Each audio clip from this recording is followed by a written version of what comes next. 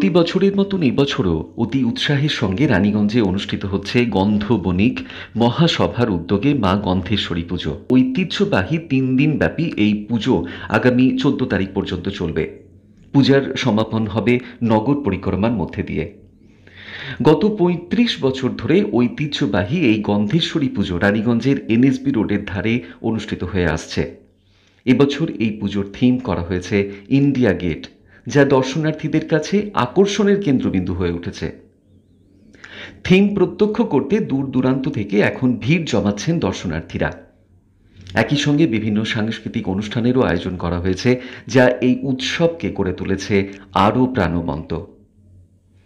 প্রসঙ্গত উল্লেখ্য, এই গন্ধেশ্বরী পুজোর সূচনা হয়েছিল 1990 সালে। গন্ধবণিক মহাসম্প্রদায়ের এই আরাধনা তাদের ঐতিহাসিক আস্থার সঙ্গে সম্পর্কিত। সমুদ্র বাণিজ্যের সময়কালীন নিরাপত্তা এবং শান্তির জন্য তারা মা দুর্গার এই রূপের পুজো করতেন, যা আজও পরম শ্রদ্ধার সঙ্গে পালন করা হয়ে আসছে। পুজো কমিটির সভাপতি শ্রীধর চন্দ্র মল্লিক, সাধারণ সম্পাদক শিবনাথ খাঁ, ক্যাশিয়ার কেদার খাঁ, সোমনাথ খাঁ, সুমন্তোষ খাঁ, অভিষেক হালদার সহ আরও অনেক সদস্যরা এই অনুষ্ঠানের আয়োজনের জন্য সক্রিয়ভাবে কাজ করেন। আর এই পুজোকে ঘিরে এখন এলাকা জুড়ে ভক্তদের উৎসাহ উন্মাদনার সৃষ্টি হয়েছে। আপনার শহর রানীগঞ্জে এই প্রথম নামি দামি কোম্পানির নানা ব্যাগের বিপুল সম্ভার নিয়ে হাজির অমরনাথ। কি নেই এই শোরুমে? VIP, Safari, Aristocrat, Sky bag, American Tourister সহ নামি দামি কোম্পানির luggage, tourist bag, school bag, side bag, ladies bag, gents purse, belt, আরও অনেক কিছু পাবেন একেবারে হোলসেল দামে, অতি সুলভে। তাহলে ভাবনা ছেড়ে আজই আসুন আমাদের শোরুমে। অমরনাথ, এনএসবি রোড, নেয়ার মারোয়ারি হসপিটাল, রানীগঞ্জ। আমাদের সাথে যোগাযোগ করুন এই নাম্বারে 8768796050। 1987 সম্ভবত 1999, যাই হোক 35 বছর আমাদের কমপ্লিট হয়েছে। আমাদের থিম হচ্ছে ইন্ডিয়া গেট। আমরা ইন্ডিয়া গেটের অবয়বে এবছর প্যান্ডেলটা থিম করেছি, কারণ ভারতবর্ষের এখন জাতীয়তাবাদ এসেছে। আমাদের চেতনা হচ্ছে ভারতীয় জাতীয়তাবাদ। আমরা মাতৃবন্ধনে আরাধনা করেছি। আমাদের গন্ধেশ্বরী মাতা হচ্ছে আমাদের আরাধ্য দেবী, আমাদের যে স্বজাতি গন্ধবণিক। আমাদের দেবীর সূচনা করে, দেবীর পুজো করে আমরা বাণিজ্যে লিপ্ত হয়, বাণিজ্য শুরু করি। কথিত আছে যে দীর্ঘদিন আগে আমাদের বাণিজ্য সমুদ্রপথে হতো। সেই সময় গন্ধাসুর বলে এক জলদস্যু, হয়তো প্রবাদভাবে হয়তো জলদস্যু, কিন্তু ওটা এক প্রকৃতভাবে অসুর নয়। জলদস্যুর আক্রমণে আমাদের বাণিজ্যের ক্ষতি হয়। সেই বাণিজ্য থেকে আমরা দেবীর আরাধনাকে, দেবীর আবির্ভাব হয়, দেবী গন্ধাসুরকে বধ করেন। তারপর আমাদের ব্যবসা শ্রীবৃদ্ধি হয়। আমরা ব্যবসা শ্রীবৃদ্ধির উদ্দেশ্যে আজকের এই পুণ্যতিথিতে বুদ্ধ পূর্ণিমার দিন আমরা দেবী পূজা ব্রতী হয়।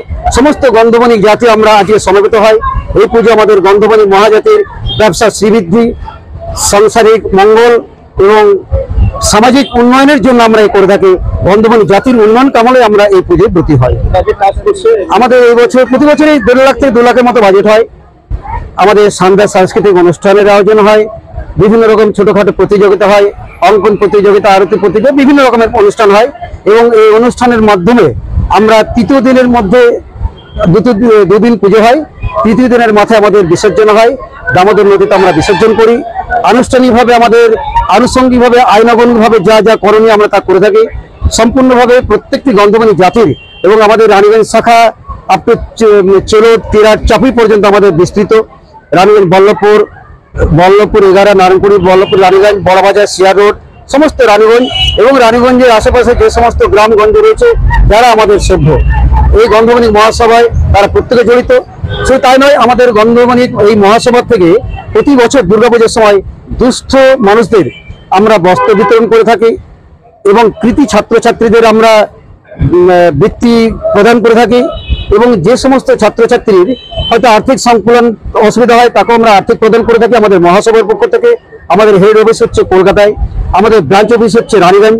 এই রানীগঞ্জ শাখা সমিতির আশেপাশে বিভিন্ন গ্রামের মানুষকে আমাদের জাতির মধ্যে সমাজসেবামূলক আমরা করে থাকি।